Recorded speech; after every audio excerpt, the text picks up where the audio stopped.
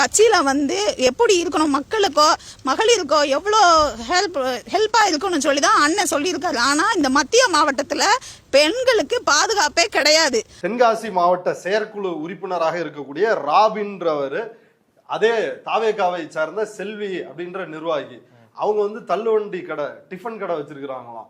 அவங்கள தவறாக சித்தரித்து, கட்சி பெண்களை தவறாக சித்தரித்து சமூக வலைதளங்களில் பரப்புவது, மற்றவங்கள்ட்ட வந்து செய்திகளை கொண்டு போய் சேர்க்கறதுன்னு கடுமையான வந்து மன உளைச்சலை ஏற்படுத்துறாராம். இதை விட கொடூரமான சம்பவங்கள்லாம் கட்சிக்குள்ள நடக்குது, அதெல்லாம் என்னால் வெளியே சொல்ல முடியாது.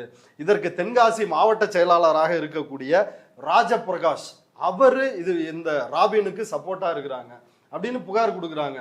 எங்க அண்ணன் வந்து நடவடிக்கை எடுப்பாரு அப்படின்னு நான் நம்புறேன் அப்படின்றாங்க. அண்ணன் வந்து என்ன நடவடிக்கை எடுப்பாரு? அண்ணன் மேலேயே இந்த மாதிரி அலிகேஷன்லாம் இருக்குது.